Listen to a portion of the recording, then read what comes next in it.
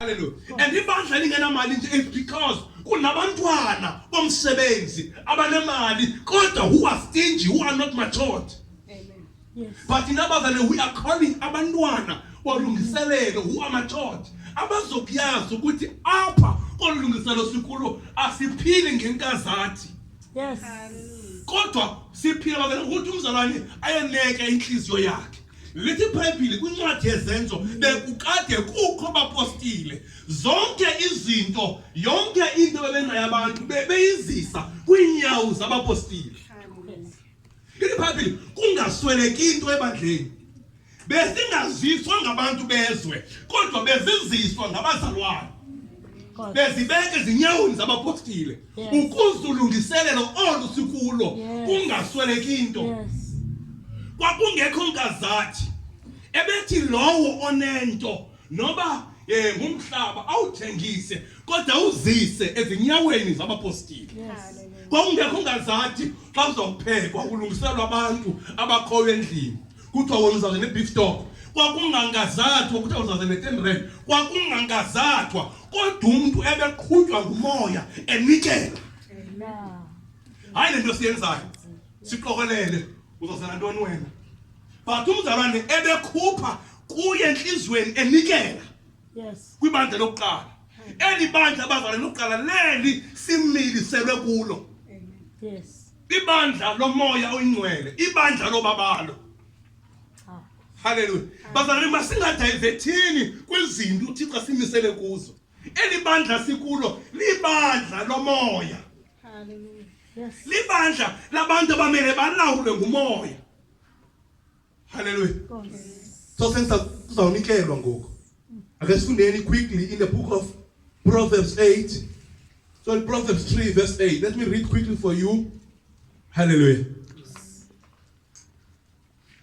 I'll read from verse 7. Do not be wise in your own eyes. Fear the Lord with reverence and aware and obedience. And turn entirely your way from evil. Hallelujah. It is, do not be wise on your own eyes. Kodwa sofuna ukulumka kwakho amehlo. Kodwa thini nqula uThixo ngoloyiso. Shiya konke okubi. Bazalwane akukho ukunqula uThixo ngoloyiko xa umzalwane sahlele bubini. Yes. Ukwayika uThixo iBhayibheli ukuqala ubulumko ukwayika uThixo. So akukho ukukhonza uThixo usahlele ebubini. That's the reality. You are just attending a church service, but you are not worshiping God. Because worshiping God is not about your presence coming to church, but it's about your sacrifice. Ukuzinikela kuThixo. It's about ukuzidevota, uzondlane kuThixo. And xa uzondlala kuThixo uthi ngisondela kuwe, ngisondela kuwe, ngisondela. And usondele kuThixo not ngamazwi, not nge-lip service, kodwa usondele ngomzimba wakho wonke, ngengqondo yakho wonke, ngamandla akho onke. Uyinikela inhliziyo yakho kuThixo uthi ngisondela kuwe, inhliziyo yakho iconnecte, umoya wakho uconnecte, usondele kuThixo ubushiya bonke ububi. Ubushiya bonke ububi. Namhlanje sishumela kwibandla elitele bubini, and because abazalwane balazy abafuna ukuphangela, abafuna ukunikela, abafuna ukuzincama ekuthini bawusebenza umsebenzi lo siqhubekeke kwimali mvanje, and sihlale nabazalwane abahleli kwindawo ezingalunganga because siyayinida imali yabo siyithathe. But namhlanje inkosi simele ubani libandla elizinikelayo. Hallelujah. Singa receive imali yabantu abangamanga kwindawo yokuma. Sithi this is an altar, but still thatha imali okusela, imali obugwinta kule ndawo. This is an altar, but samkela imali obugwinta. Nkosi. Because manganikelanga asoba nayo into. No, singaphela singabi nayo. Singaphela singabi nanto ngenxa yokunganikelanga, because akukho ukunikela ungekho kuThixo. Yes. Hallelujah. Yes. Sibhanqa abantu. Ninikela kubanikela kumfundisi, nibhanqa abantu. Sinikela kuThixo, yonke into enzekayo apha yenzelwa uThixo. Yes. Hallelujah. Asikwazi ukunikela ngento ekhwalelayo kuThixo. Asikwazi ukuzisa into ebolileyo kuThixo because imali engahlambulukanga iyanuka kuThixo. Bolile. Hallelujah. Lithi iBhayibheli kwakho indoda enguAdam inonyana ababini, omnye unyana wasa namakhaphetshu esivuno esingahlanga kuThixo. Omnye waza nesivuno nemfuyo eyamkelekileyo kuThixo. Lithi iBhayibheli uThixo wawuchasa umnikelo walo ungalunganga. Kuba zange ube nevumela imandi kuThixo. Whatever you bring, imele belivumela imandi kuThixo. Imnukisele kamandi uThixo. Kulapha intsikelelo yomzalwane ikhoyo. Hallelujah. Abanye bagala imali bacimba itikipho. Ebazalwane ayo casino lesikuyo. Asenze business apha. We are not calling money to make money. We're not here to make you rich. But we are here to make you connected with Thixo.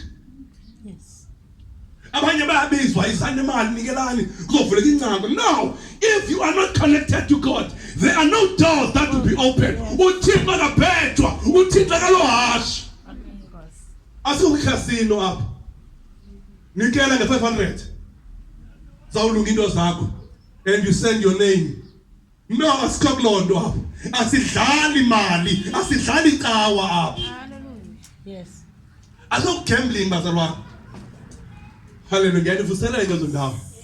Sisela unqulweni lukaThixo. Xa unikela uyanqula kuThixo. Sele uzokuchayela apha uyanikela kunqulo kuThixo. Awenzele ubona kumfundisi. Salunikela kumzalwane ohlala naye okanye omaziyo awenzele ubona lelizwe okanye umfundisi. Singayazi into yoba usinazo unikele kusisiziwe ngeshede. Singayazi lonto because it's got nothing to do with us. Uba unikela for thina wayizise kude asifuna ukuyazi. Ithi iBhayibheli onikela ngakho ngesandla singapha makungaziwa kanti singapha. But now sinabazalwane abafuna ukwaziwa ukuthi la nkonzo imile nje ime ngami. Thathi khona zakho hambe nazo. Thathi imali yakho hambe nayo. Hallelujah. Le inkonzo ekaThixo sizawukhonza noma sime phandle kuba umhlaba lo nasibhakaphaka sesikaThixo. Sizawukhonza. Asimanga ngemali zabantu. Asifuni imali zabantu. Kodwa sifuna inhliziyo zabantu ziconnecte kuThixo. Whatever you do, uyenze uconnecte kuThixo. Yes. Kuba yonke into enziwayo ingenziwa iconnecte kuThixo indlalo. Noba into ingangathi inhle kodwa uba ayenzelwa kuThixo. Ayenzelwa Thixo. Abantu bengekho kuThixo indlalo. Hallelujah. So nikela bazalwane. Hallelujah. Ilike ngoku verse 8. Once, the summarizer, once you have fixed your eyes on him, once you awuzokushila bonke ububi. Uthi verse 8, xa usewenze yonke lonto, uthi verse 8, it will be health to your body, your marrow and your nerves, your sinews, your muscle and all your inner parts, and a refreshment to your bones. Awusala uyenze yonke lonto iyakuzisa ukuphila kubomi bakho. Thank you, Jesus. Okay, vela verse ithi nemizimba yethu le ibinokufa wayenza yaphila. Yes. Wakho ubuzinikele kuThixo ubomi bakho bonke umoya wakho will be renewed. Your whole physics will be renewed. That's why mina ngibona uvilana emhle kangaka. Yes. I believe nangoku wayesezweni wayemhle kodwa akaciki umgqitho wabahlobo sezweni. Umhle kakhulu ngoku because usober bazalwane. Umuntu sezweni uthi ngo hey fucking makeup ubomba yay. Ayo makeup I make over. Hallelujah. Ayo makeup I make over. Kunzima umpilo umuntu. Hallelujah. Kodwa umzalwane kuba ebuthixo uba mhle. Glory. Hallelujah. Banomkhitha. Hallelujah. And father salute for the makeups. Hallelujah. Nditsho. Hallelujah. But what I'm saying, umzali uba mhle Yes. because uba mhle ngaphakathi. To inside out. Oh, God. Hallelujah. Hallelujah. Ithi ke ngoku verse 9. That's what ngibhalele khona abazalwane. Ithi honor the Lord with your wealth and with the first fruit of your crops, your income. Hallelujah. Of course. Then your barns will be abundantly filled, and your vats will overflow with a new wine. My son, do not reject or take lightly the discipline of the Lord. Learn from your mistake and the testing that comes from his correction through discipline. No discipline, his rebuke. Kafunde bamkhathaze verse 9 and 10 sizonikela. 9 and 10 sizonikela.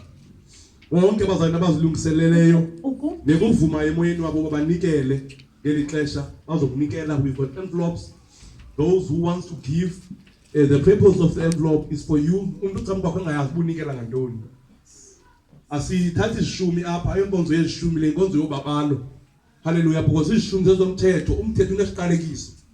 Hallelujah. Le inkonzo yobabalo. Unikela ngokukhutshwa inhliziyo. Yes. Ikhihliza ukuthi nikela bayitsho sukunikela. Of course. Hallelujah. We are not here in a scheme to raise money.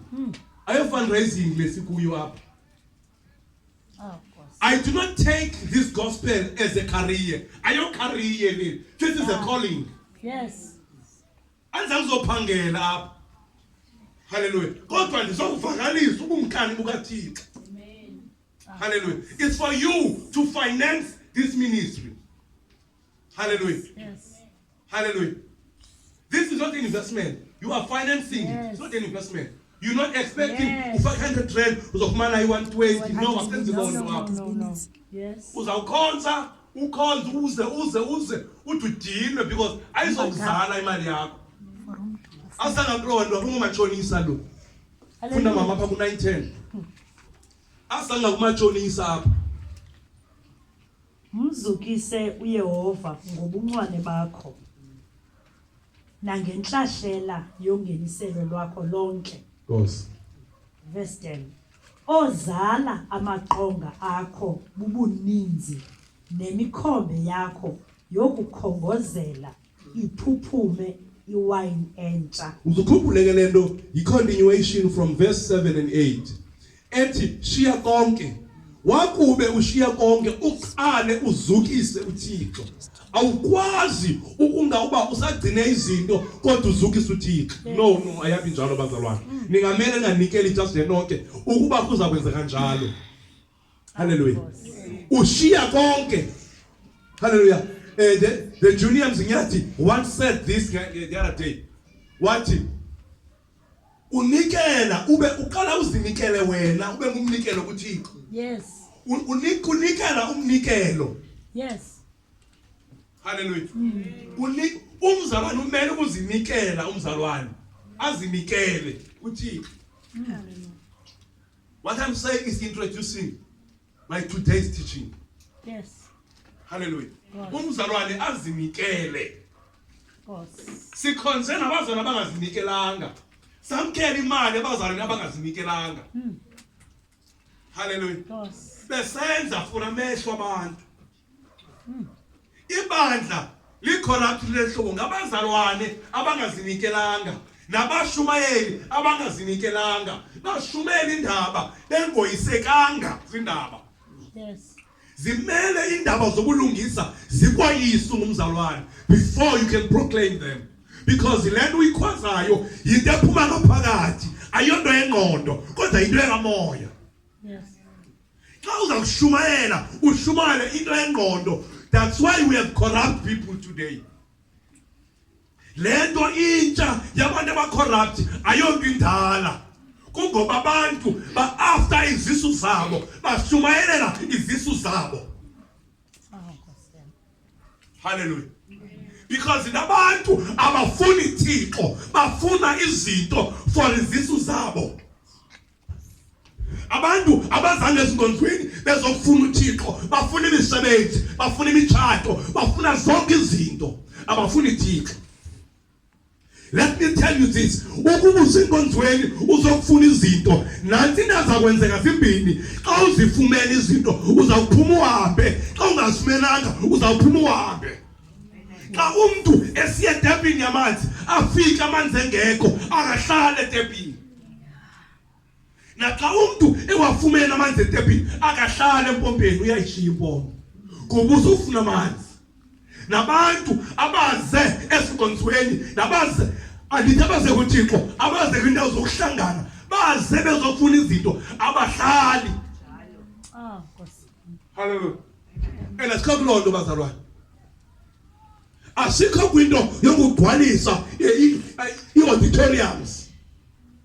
Kodwa sizokwakha ingqobo kaThixo. Sizofuna ukwakha ipattern kaThixo. Xa inkosi ibuya ifumana ibandla elingenamibimbi. Hallelujah.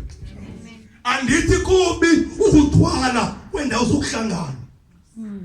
Kuba ningagcwalanga nina abanthethi loo nto.